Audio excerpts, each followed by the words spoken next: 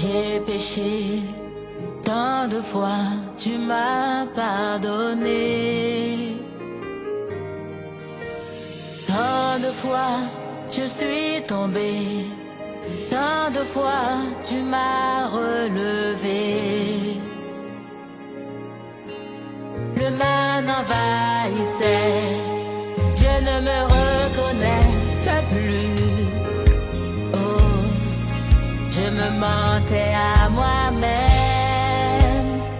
me pensant plus forte que le péché.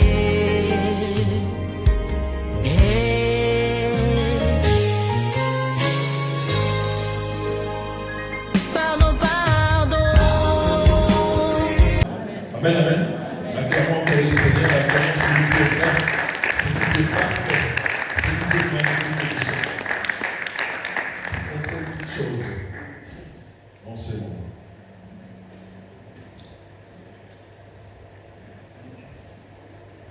Quand nous nous levons le matin, ce n'est pas une amitié. C'est vraiment une opportunité que l'Éternel nous offre. Nous devons les saisir pour essayer de vivre une vie de paix. Pas une vie de trouble, pas une vie de crainte, mais une vie de paix avec les Seigneurs. Si nous mettons à côté ce que l'Éternel nous donne comme opportunité, nous allons toujours être troublés parce que nous allons commencer à regarder aux autres. Nous allons regarder ceux qui sont tout autour de nous. Nous allons regarder, nous allons avoir toujours tendance à écouter ce qui se dit ailleurs. Parce que nous avons oublié qui nous avait appelés. Amen.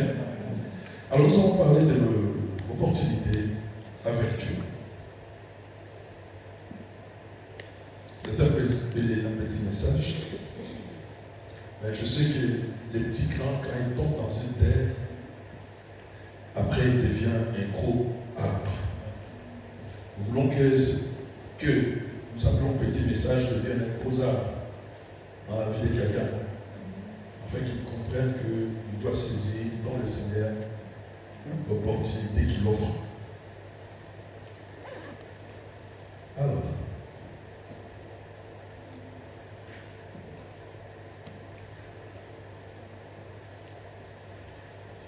pour moi, je m'adresse aux chrétiens. Je m'adresse aux croyants. Je m'adresse à ceux qui ont reçu le Seigneur Jésus-Christ comme Seigneur et Sauveur. Nous avons, quand je regarde les croyants, le peuple de Dieu, nous remarquons que nous avons, quand nous nous levons pour prier, nous remarquons que nous avons des sortes de prières que nous faisons. Amen. La première sorte, c'est ça qu'on appelle la prière de façade. Et la deuxième, la prière du cœur. La prière de façade consiste à ce que les gens te voient prier. Amen. Amen. Les gens te voient prier, en réalité, tu n'es pas là. Pourquoi? Parce que tu es déjà en conflit avec toi-même. Les gens te voient prier, mais tu penses tu te demandes toi-même pendant que tu pries, est-ce que la clé de la chambre, je l'ai laissée dans la voiture ou bien dans la chambre? Pendant ce temps-là, tu es en train de prier. Amen, amen. Pendant que tu es en train de prier, tu te souviens, est-ce que la marmite là, quand j'avais laissé au feu, j'avais fermé le feu ou bien pas? Amen. Amen. Tu te poses des questions. Ah, j'ai laissé quelque chose dans la voiture, ça te passe toujours dans la tête. Amen, amen. Et pendant tout ce temps-là, tu es en train de prier. Nous te voyons prier. Alors, amen. Amen. Vous me voyez prier. Mais en réalité, même moi-même, je ne suis pas en communion avec moi-même. Amen. Amen. Même moi-même, je ne suis pas en harmonie avec moi-même. Si moi-même je ne suis pas en harmonie avec moi-même, comment serais-je en harmonie avec mon Dieu? Impossible. Amen, amen. Donc c'est cette prière-là que Dieu n'écoute pas. C'est cette prière-là qu'on peut transférer, ça n'entre pas. Amen, amen. Mais il y a aussi la prière du cœur. Je comprends pourquoi Jésus disait à ses disciples, lorsqu'ils les disciples les avaient demandé, montre-nous, papa, comment nous devons prier. Il a dit, entrez dans votre chambre et fermez. Amen, amen. Mais les vraies chambres, c'est là. Amen, amen. Parce que tu attires la route où tu es partout dans le train, tu peux aussi prier. Mais pendant que tu pries, Dieu est déjà dans tes chambres. Amen, amen. Donc, la prière du cœur, et ces cœurs-là que je dis, ce n'est pas ce que nous avons ici.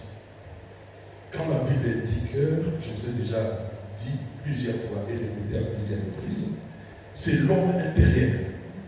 C'est toi, mais de l'intérieur. Ce que nous ne voyons pas de toi. Amen, amen. C'est là l'homme intérieur. L'homme intérieur, c'est cet homme que Dieu déclara, faisons l'homme à notre image et selon notre ressemblance. C'est ça l'homme intérieur. Et lorsque Dieu déclare, c'était l'ordre. Et comme Dieu avait déclaré, l'ordre était venu et l'homme, à son image et à sa ressemblance, était là. Dieu ne le voyait pas. Mais il devait l'introduire plus tard dans un corps, ce que nous voyons là, pour qu'il puisse avoir une nomination. On appelle Adèle, Albert, François, tout ça. Amen, amen. Mais la réalité en lui, c'est l'Esprit de Dieu qui est là-bas. Amen, amen. Mais cet esprit-là, pour qu'il puisse, pour avoir une bonne prière maintenant, par cet esprit-là, cet esprit-là doit être un esprit qui est toujours en état d'éveil, un esprit qui veille. Amen. L'esprit doit veiller. Si ça ne veille pas, il n'y aura pas de communion, contact avec Dieu. Amen. L'esprit doit veiller.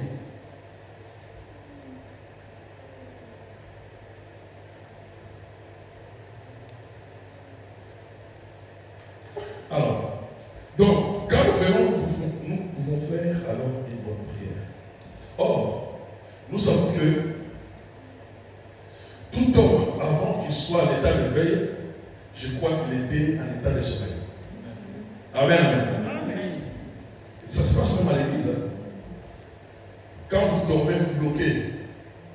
Amen, amen. C'est-à-dire l'homme à l'intérieur n'est pas en contact avec le Seigneur.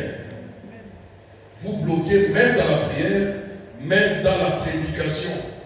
C'est pourquoi un culte se prépare. Si tu sais que dimanche tu viendras au culte, tu dois les préparer pour être tranquille et passer des bons moments devant la face. Amen. Alors, tu dois rester à l'état d'éveil. Mais quand le corps dort et est en sommeil, c'est fini. Le sommeil, je peux l'appeler l'ignorance. Le sommeil, je peux l'appeler aussi la distraction. C'est pourquoi je dis au moment de veiller aussi à l'aide des enfants, surtout quand on prêche. L'enfant peut amener sur des distractions sans que tu les saches. C'est pourquoi on doit apprendre à nos enfants, quand ils grandissent avec les choses de Dieu. Amen. Le sommeil peut être la faiblesse, peut être beaucoup d'autres choses là. Mais l'Éternel, pour qu'il puisse travailler et être en contact avec toi, tu dois être éveillé. Nous sommes tous sortis de nos maisons et nous sommes venus ici. Je crois qu'avant d'arriver, on était quelque part à un endroit qu'on appelle les lits. On dormait. Amen, amen. Tout était fermé. Jésus-Christ a dit, mon ami Lazare dort, je vais aller les réveiller. Quand tu dors, tout est bloqué. Si tu meurs à cet instant-là, la décision appartient à Dieu. Amen, amen. Mais nous sommes appelés maintenant à vivre après le sommeil et demeurer prudents pendant que nous sommes éveillés. Amen, amen. Et le matin arrive, nous sommes réveillés. Amen. Et lorsque nous sommes réveillés, c'est ça que moi j'appelle une opportunité que Dieu met à ta disposition, à ma disposition. Quand nous nous réveillons, suivez-moi très bien, l'Éternel dans son amour fait table rase. Il dit, ma sœur, mon frère, hier tu as fait des bêtises. Hier tu n'as pas accompli beaucoup de choses. Hier, tu as été méchant, tu as insulté, tu as été colérique, tu as été beaucoup de choses.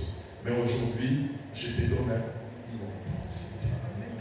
Donc quand un butin s'ouvre devant nous, ce n'est pas une habitude, ce n'est pas quelque chose acquis, mais c'est une opportunité pour que nous puissions arranger notre vie avec notre Dieu. Amen. Voir comment je marche, tout ça. Amen. Et si nous ne savons pas saisir cette opportunité, nous allons perdre beaucoup de choses. L'Église est appelée à saisir cette opportunité. Ce bras tendu de Dieu vers nous. Il a tendu les bras, il veut que tous viennent à lui. Et pour y arriver, il faut se réveiller, sortir du sommeil, sortir des choses qui te passent en tête, sortir de la honte, parce que la honte fait aussi la prison. Déjà. Sortir de la joie de ce que tu as vécu dans le monde. Sortir. Et saisir l'opportunité devant la présence de Dieu. Ne refusez pas cela, parce que l'Éternel nous les accorde gratuitement. Donc, ce qui veut dire que une bonne prière, on peut le faire après la vie. Amen. Une bonne prière, on le fait après le réveil. Est-ce qu'on a compris? Est-ce qu'il y a des doutes là? Après le sommeil, c'est alors qu'on peut faire une bonne prière à Dieu. Acclamons le Seigneur. Alors, dans le livre de Psaume 119, 147 et Marc 1, 35.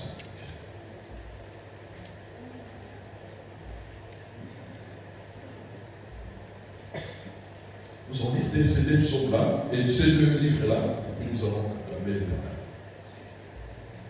Commencez par David. Psaume 119.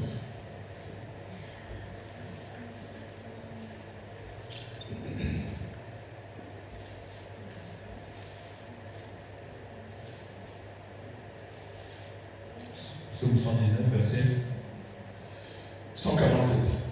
Psaume 119, verset 147. Oui. Est-ce que l'assemblée est? Amen. Vous l'avez? Psaume 119, verset 147. La Bible déclare: je devance l'aurore et je crie. J'espère en tes promesses. Ajoute aussi 48. 148. Je devance l'éveil et j'ouvre les yeux pour méditer ta parole. Nous allons nous lever et acclamer la parole de Dieu.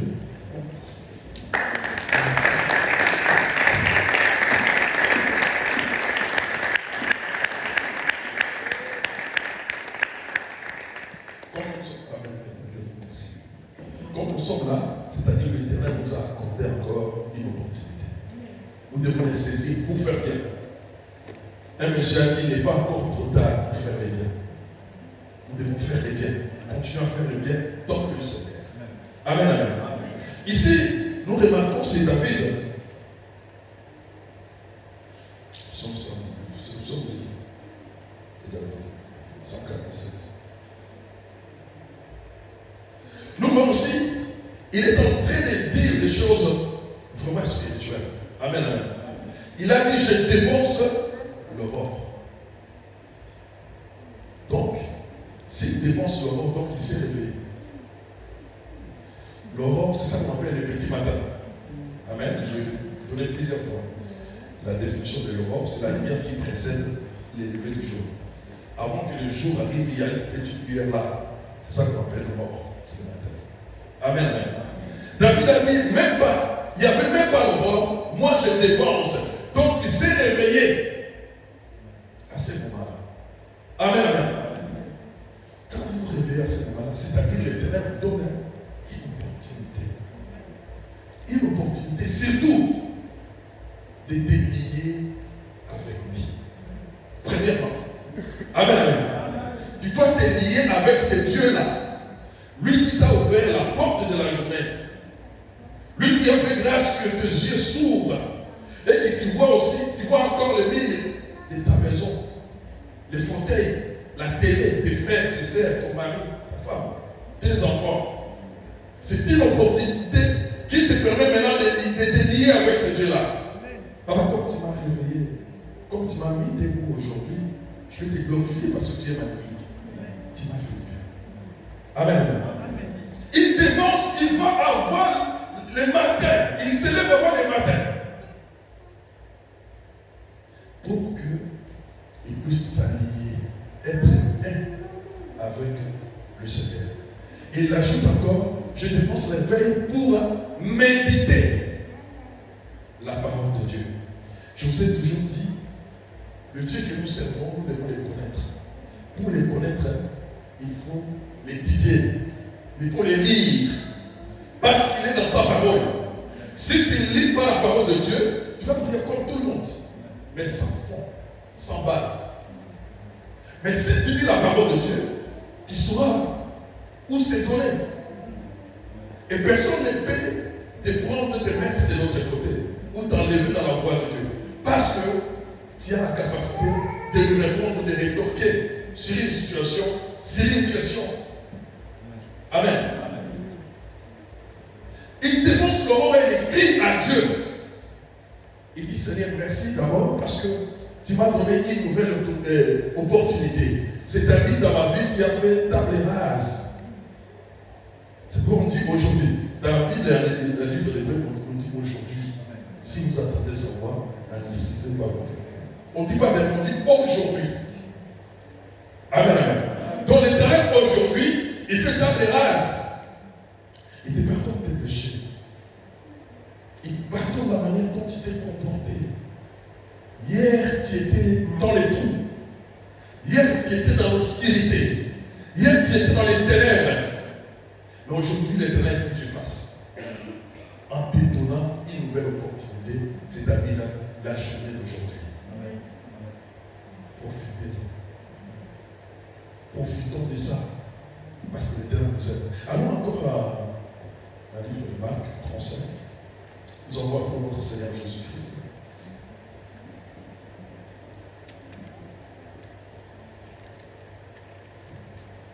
Marc chapitre 1, 35, j'avais dit, je crois. Marc chapitre 1, verset 35. Est-ce que la saint Amen. Amen. Marc chapitre 1, verset 35. La Bible déclare, vers le matin, pendant qu'il faisait encore très sombre, il se leva et sortit pour aller dans un lieu désert où il pria. Amen, amen. La Bible dit pendant qu'il faisait très sombre, c'est-à-dire qu'il n'y avait même pas l'aurore. Exactement comme David. Amen, amen. Il a défoncé l'aurore lui aussi pour venir se lier à son Dieu. Quand l'Éternel te donne cette opportunité, tu diras que non, j'ai déjà écouté ça. J'ai déjà entendu ça quelque part. Mais moi, je vais encore te le répéter. Amen, amen. Dans les mondes, on dit la répétition est la même de science. Amen. Il est encore venu pour faire la connexion avec son Dieu. Et la question qu'on se pose, pour en faire la connexion avec son Dieu, quand tu t'élèves, quand tu te donnes l'opportunité pour préparer la suite de la journée. Amen, amen. Parce que tu ne sais pas ce qui est dans ta journée. Tu ne sais pas ce que le diable a planifié. Tu ne sais pas même ton frère qui vient après toi, qui est avant toi. Ta mère ou ton père, ce qu'il a planifié contre toi, tu ne le sais pas. Même au travail, tu ne sais pas ce qu'ils ont planifié. C'est pourquoi Jésus s'est levé le matin. Lui, il s'est levé très tôt parce qu'il sait que l'après-midi, il va aller prêcher et guérir les malades. Mais il devait d'abord commencer par se lier, s'attacher à son Dieu pour que le reste de sa journée soit une facilité. Amen. Alors si tu fais comme ça, tu vivras ce que Dieu a prévu pour toi. Amen, amen. Alors si tu commences ainsi ta journée avec le Seigneur, tout change. Amen. Tu as changé beaucoup de choses dans ta vie sans que tu les saches. D'ailleurs, tu as déjoué les jeux de l'ennemi contre ta vie. Amen, amen. Le diable ne va pas t'attaquer parce que tu as fait une faute, parce que tu as été méchant. Non. Le diable t'attaque parce que lui, il a la haine de ceux qui servent Dieu. Amen. Je croyais que tu servais Dieu. Pour dire Amen, mais tu ne l'as pas dit. La diable t'attaque parce qu'il a la haine de ceux qui servent Dieu. Il ne t'attaque pas parce que tu as commis des erreurs. Non.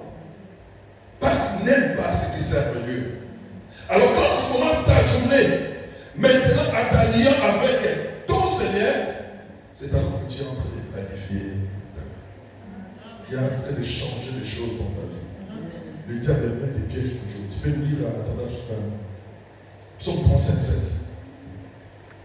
Tu verras que le diable planifie toujours. Sa mission, c'est pour nous briser, nous détruire, nous paralyser. Psaume chapitre 35, verset 7. Car sans cause, ils m'ont tendu leur filet sur une Amen. fosse. Sans cause, ils m'ont tendu leur filet. Le diable tend les pièges parce qu'il n'y a pas de cause chez toi. C'est pas parce que tu sers Dieu qu'on sert le roi des gloires. Parce que tu crois à son. Amen. Allez-y. Sans cause, ils l'ont creusé pour m'ôter la vie. Voilà. Sans cause aussi, ils vont creuser pour t'enterrer. Et quand tu tombes comme ça, et ils sont dans la joie. L'essentiel est que tu perdes ta vie. Et ça va aller un jour. Amen, amen. C'est pourquoi lorsque l'Éternel te donne cette opportunité, commencez par l'accepter. Tenez la main tendue du Seigneur. Et commencez maintenant à recommander toute ta journée entre ses mains. Parce que c'est lui-même qui est le grand roi et le grand Seigneur. Amen, amen. Alors, si ce matin, si vous êtes réveillé ce matin, ce n'est pas un hasard. Si aussi vos yeux se sont ouverts pour voir ce qui est autour de vous, c'est parce que Dieu avait un projet ou un plan pour vous. Il n'a pas voulu que vous puissiez les perdre. Amen, amen. C'est pourquoi vous devez commencer avec lui. Il a un plan, il a un projet. Amen. Les premiers projets que Dieu a toujours dans la vie de ses enfants, lorsqu'ils se réveillent et qu'ils s'attachent à lui, c'est le projet de paix. Amen. Premier projet de paix. Pourquoi? Parce que beaucoup dorment avec des soucis. Il y a des papiers de facture qui circulent à la tête. Il y a des dettes, des crédits à gauche, à droite. On appelle peut-être bled partout. Donc ça se passe dans tout, ça se passe dans la tête. Amen, amen. Alors à ce moment-là, tu es frustré. À ce moment-là, tu es déséquilibré. Hier, tu as entendu en parler pour ton mari ou ta femme.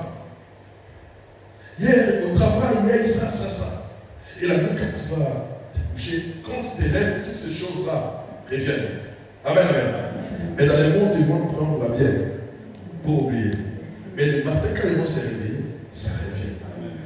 Amen. Amen. C'est pourquoi, en premier lieu, Dieu amène d'abord la paix. Tu as des problèmes, mais tu sentiras une paix qui traverse ta vie.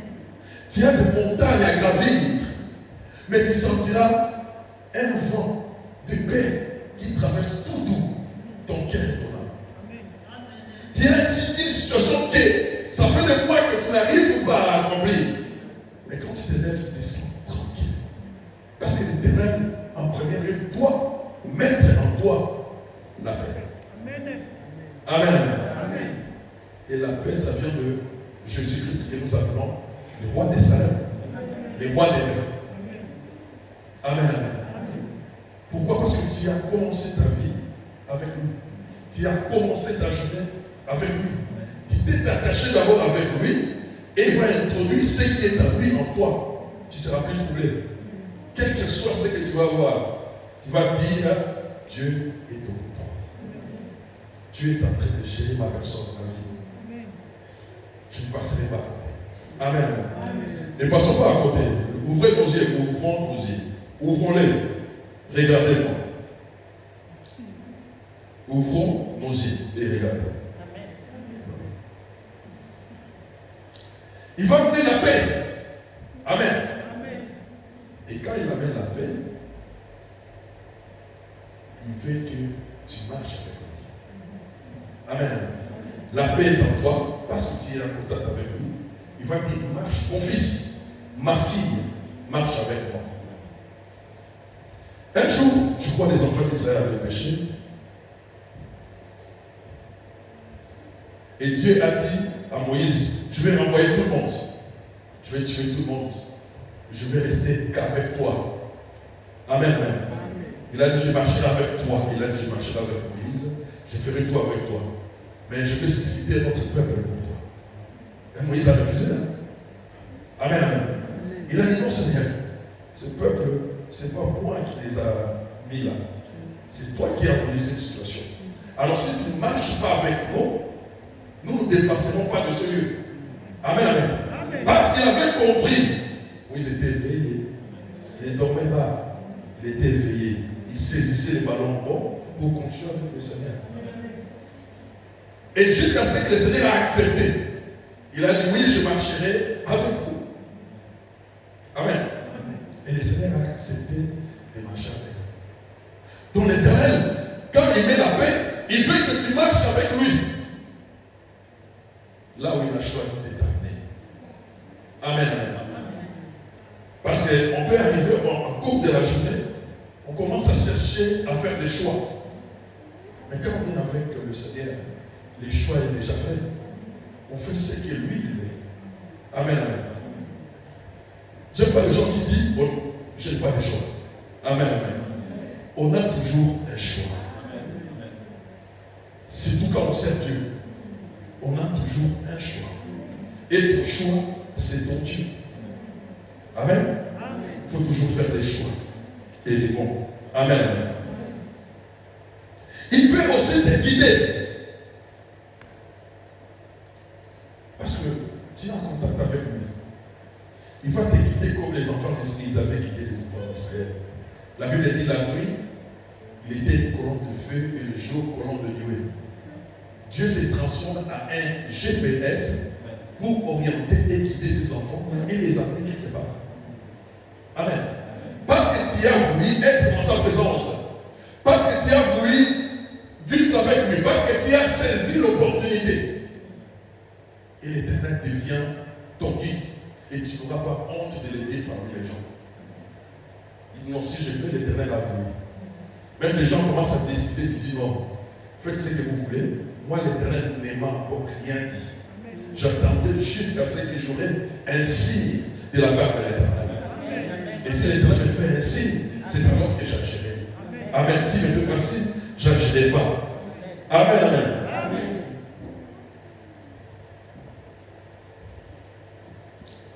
L'Éternel, quand tu commences avec lui les matins, il te donne aussi la force. Amen, amen. Et il te donne aussi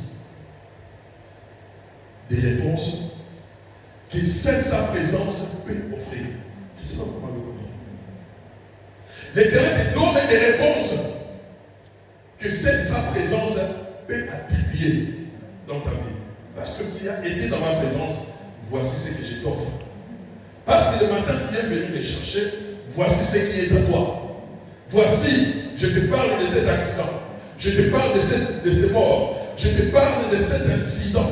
Parce que tu t'es confié à moi. Amen. Donc l'Éternel nous offre des choses parce que nous avons été dans sa présence. Je prends seulement l'exemple des rois. Être dans la présence des rois, symbolisé, surtout nous en Afrique, les Africains, on ne rentrera pas réduit comme on était avant. Parce que le roi va te bénir. Tu es son sujet. Il va te faire du bien. Amen. Il va te montrer sa voie pour que il va te dire des choses qui vont encore te fortifier, te faire du bien. Alors, la prière du matin ne nous amène pas seulement la paix, mais c'est aussi un contrat. Amen, amen. Amen, amen.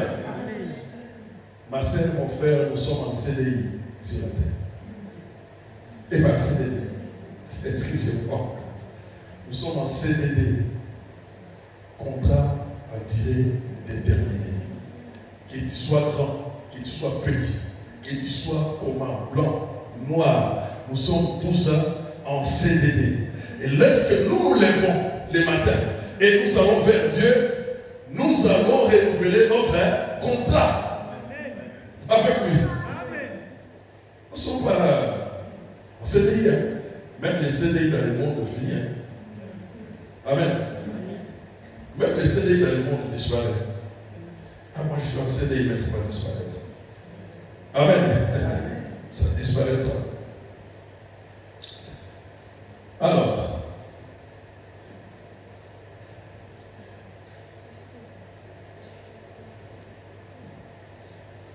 tu sais, des fois, quand il y a des soucis, il y a des problèmes dans nos vies, on a des fois du mal de s'élever du lit.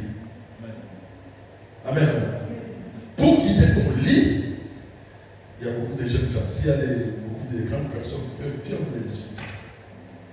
Parce qu'il y a toujours des choses qui tournoient dans les cerveaux. Il y a des choses dans les cerveaux qui sont en train de tournoyer. Comment je vais m'en sortir? Comment je vais faire? Amen. Ça tournoie. Tu as du mal à abandonner même ton lit. Tu dis, mais je vais où? Mais c'est matin que Dieu de gloire veut que nous commencions avec lui. Et si nous commençons avec lui, nous devons aussi lui dire nos désirs. Nous devons lui montrer notre souffrance. Nous devons lui montrer notre incapacité. Nous devons lui dire que nous ne sommes pas en mesure de ça. Je suis incapable de ça. Seigneur, viens à mon secours, aide-moi. Et le Seigneur se manifestera, il t'aidera, il étendra sa main. Amen, amen. Je sais que beaucoup d'entre nous, dans leur vie, traversent des nuits sombres. Beaucoup d'entre nous sont en train de pleurer dans les silences. On ne voit pas de larmes. Mais je vais te dire ce matin, parce que tu as accepté l'épreuve du Seigneur, le Seigneur veut te faire du bien. Tu peux me lire le psaume 30, verset 6. Parce que tu as accepté ce printemps, le Seigneur a une mission pour te faire du bien. Ça dit quoi? Psaume chapitre 30, verset 6. Amen. La Bible déclare, car sa colère dure un instant. Oui, parce que le mal que tu as fait au cours de la journée, l'Éternel, pour lui, ça fait quel instant? À condition que tu reviennes à lui, allez-y. Mais sa grâce toute la vie. Voilà. La grâce qui te doit. Quand est-ce qu'il te donne cette grâce-là? Il te donne cette grâce-là lorsque tu renoues le contact avec lui. Lorsque tu saisis la main, lorsque tu saisis l'opportunité, la grâce est sur toi. Mais cette grâce-là, tu peux l'entretenir toute ta vie sur cette terre. Mais c'est toi l'entretenir. Ce n'est pas une autre personne. Si tu ne sais pas l'entretenir, tu la perds. La grâce, on la perd. Si on est dans les mains, allez-y. Le soir arrivent les pleurs, oui, et le matin l'allégresse. Amen, amen. Amen, amen. Amen. Dans ce verset, il y a quelque chose. Il y a une promesse. Il y a une promesse. Si on ne regarde pas bien, on ne voit pas. On dit le soir arrive le plaire, mais le matin, il y a l'allégresse. Amen, amen. Le soir, c'est le moment que tu es en train de pleurer. Le soir, c'est le temps difficile que tu es en train de traverser. Mais Dieu dit, il y a un matin, il y a une opportunité, il y a un moment où tu vas te lever pour dire, Seigneur, me voici. Pour qu'il puisse prendre tout ce qui est à toi sur lui. Et qu'il puisse te faire du bien. Et ce matin, il te tend la main. Il te donne une opportunité. Parce qu'il a besoin de changer quelque chose dans ta vie. À condition que tu restes dans sa crainte. Et chercher tout le temps sa face.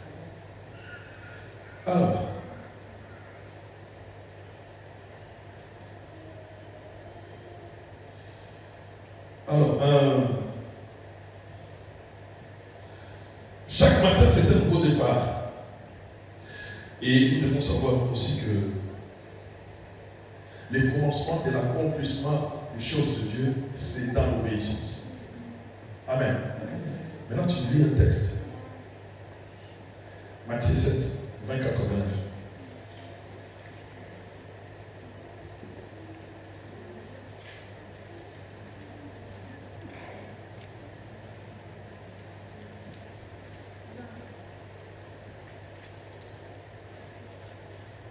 Amen. Amen.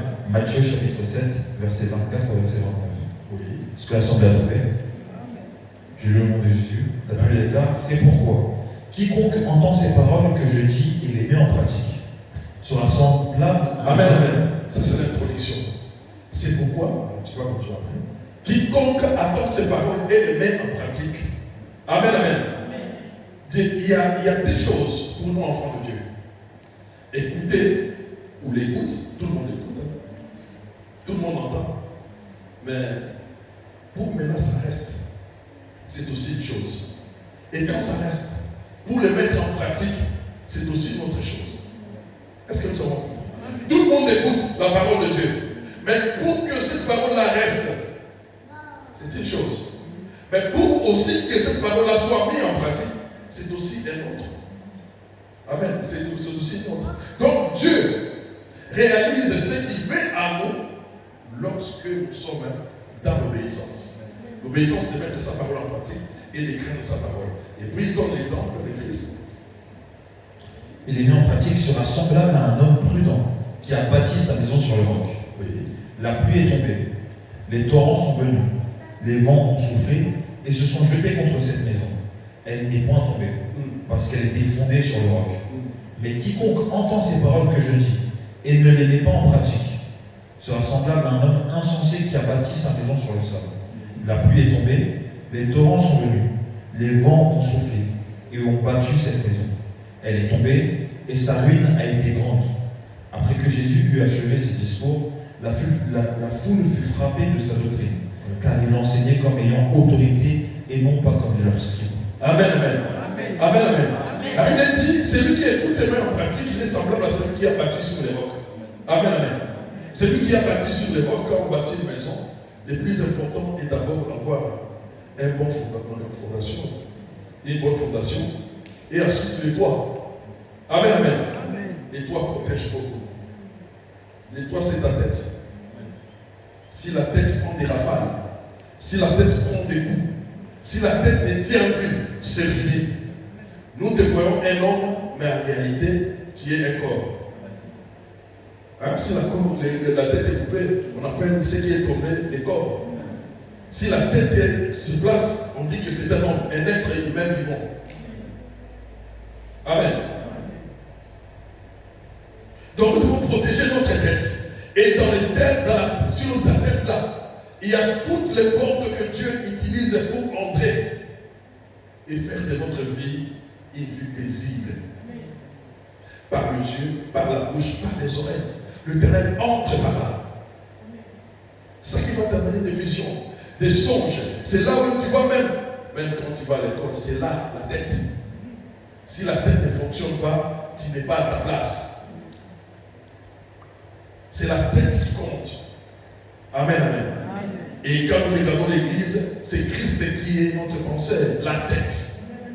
Il a tout et il le fait découler sur nous. Et si nous recevons la parole de Dieu et que nous sommes attachés à lui dans l'obéissance, nous sommes assurés et nous sommes protégés. Parce que l'Éternel, dans son amour, il nous donne une opportunité. Alors, on va lentement vers la fin. Alors, il y a beaucoup d'entre nous qui peuvent se dire ici, sont fatigués. Amen. Beaucoup d'entre nous se disent, je suis fatigué. J'ai pris, je ne vois rien. Amen, amen. Vaut mieux mourir, vaut mieux disparaître. Je devais accompagner les autres. Et quand il fait ça réussit, moi quand j'essaye, ça ne marche pas. Lui quand il dit, tout le monde attend. Moi quand je le prie, personne ne m'écoute. Lorsque je m'assois, tout le monde se disperse. Lui quand il vient, tout le monde est à côté de lui. Donc je n'ai aucun sens dans ce monde. Demain ça ne sert à rien. Beaucoup parmi nous se disent comme ça. Mais je devais dire à quelqu'un, la route est encore longue. Amen, amen. Là où tu es en train de traverser une étape. On va lire les rois. Roi, 1 roi, 19, 4, 16.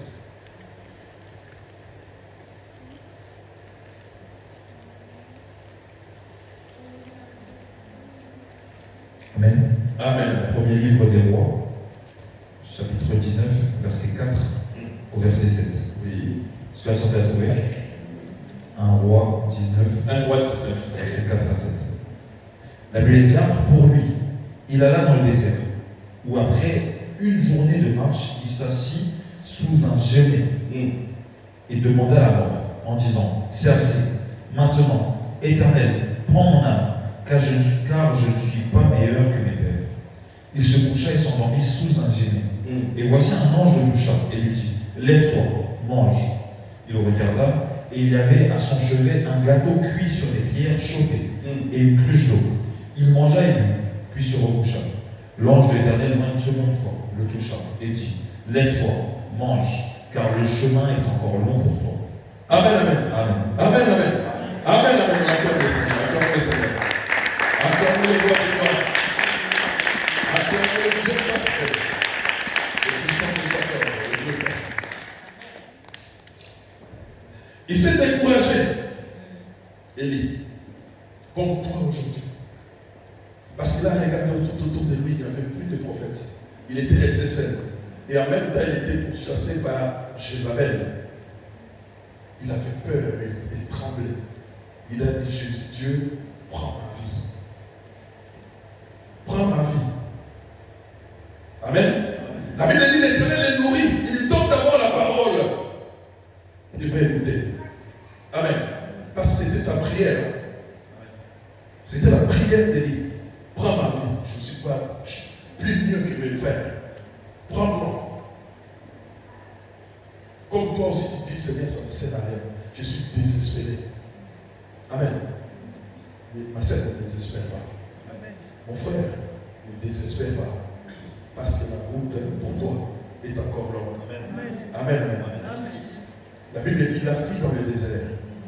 Le désert, c'est le moment, l'endroit idéal. Le désert, c'est l'endroit magnifique où Dieu vient parler personnellement à son enfant. Où Dieu lui-même avance pour parler à celui qui l'a appelé. C'est dans le désert. Il était dans le désert, Dieu l'a vu et il est venu. Toi aussi, tu es dans un désert, peut-être ce désert était une maladie. Peut-être ce désert-là été une confusion. C'était un bel endroit où l'Éternel veut aussi te parler pour te faire du bien. Job s'est trouvé aussi dans un désert. Ce désert, c'est sa maladie. C'est à ce moment-là que Dieu apparaît. Quand vous lisez le livre de Job à partir du chapitre 38, je crois jusqu'à 41. Chapitre 41. Vous verrez que Dieu maintenant est venu lui parler personnellement. Parce que Dieu aime parler aux gens lorsqu'ils se trouvent dans de telles situations. Dieu aime leur annoncer des choses lorsqu'ils sont dans de telles situations. Et ce matin, toi qui as fait un contact avec ton Dieu, et que tu sais que tu es en train de traverser un désert, tu es en train de traverser des moments difficiles, sache-le que c'est dans ces moments-là que Dieu est auprès de toi. Amen. Pour te faire du bien. Amen. Amen, amen. Israël, il fallait qu'il aille dans le désert. Dieu les a fait envoyer dans le désert pour les nourrir. Il les a donné le pain, comme il a donné à Élie. Et puis il les a parlé. Il les a donné la voix. Amen. Amen. C'est la voie choisie par Dieu pour parler à son peuple et le faire du bien. Et quand nous lisons dans le livre de Osée, 14, tout ça, on dit que je l'amènerai dans les déserts et là, je parlerai à son peuple. Amen. L'Éternel lui-même a fait un choix, les déserts. L'endroit où tu n'as pas de recours, où tu cries secours, personne n'attend, où tu cherches de l'eau, tu ne trouves pas. Pour qu'il puisse te montrer, je suis ton nom, je suis ton ami, je suis ta protection, je suis tout ce que tu cherches. Maintenant, cherche-moi, je te répondrai. Et vous voyez souvent dans les déserts, l'Éternel apparaît devant ceux qu'ils aiment pour lui leur dire des choses. Peut-être qu'il est en train de traverser un désert maintenant. Peut-être qu'il est en train de traverser un moment difficile maintenant. Et sache-le que parce que tu as accepté la main tendue ce matin de notre Dieu, sache-le que ce grand Dieu, ce grand Seigneur-là, il a de bons projets pour toi. Amen. Il veut changer quelque chose dans ta vie. Amen. Il veut te faire du bien. Amen. Alors, nous allons lire le dernier verset, Josué 5, verset 13.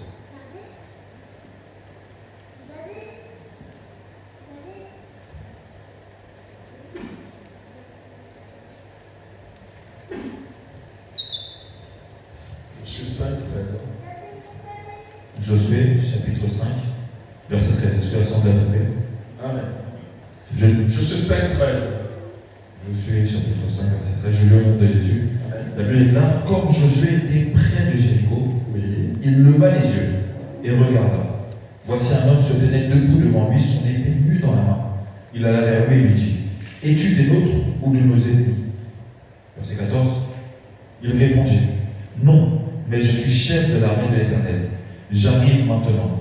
Josué tomba sur le visage contre terre, se prosterna et lui dit, qu'est-ce que mon Seigneur dit à son serviteur? Et le chef de l'armée de l'Éternel dit à l'Éternel, ôte tes souliers de tes pieds. Merci. Amen, amen. Josué avait un grand dilemme, les combats. Dieu lui a indiqué, parce que Dieu est devenu son guide. Il a dit, Josué, tu passeras, tu vas traverser Jéricho. Mais arrivé à Jéricho, il y avait un grand mur, il ne pouvait pas passer. Amen, amen. Amen. Et Dieu lui-même est venu dans le désert. Amen, amen. Dans les difficultés. Pour ne pas lui montrer quelle est la stratégie militaire. Non. Amen, amen. Dieu ne vient pas dans ta souffrance pour te montrer, je suis venu pour faire te faire ça. Non, non, non, non. Il vient dans ta souffrance pour te montrer sa puissance à lui. Dieu n'était pas venu dans la vie de Josué pour lui montrer la stratégie militaire. Comme tu es militaire, tu vas faire ça, ça, ça. Non. Il a dit, tu vas faire des choses comme moi je le vais. Par ma puissance, Jéricho va tomber. Amen, amen, amen. Ma sœur, mon frère, la situation que tu es en train de traverser, parce que tu as accepté la main tendue de l'Éternel, parce que tu as accepté cette opportunité que Dieu de gloire t'a offert, sache-le que le problème que tu as pour t'en sortir, ce n'est pas la stratégie que tu es en train d'employer. C'est pas le système que tu es en train de faire. Dieu va le faire de sa propre manière. Parce pour montrer sa puissance. Au nom de Jésus. Amen, amen. Lèvons-nous à la présence du Seigneur.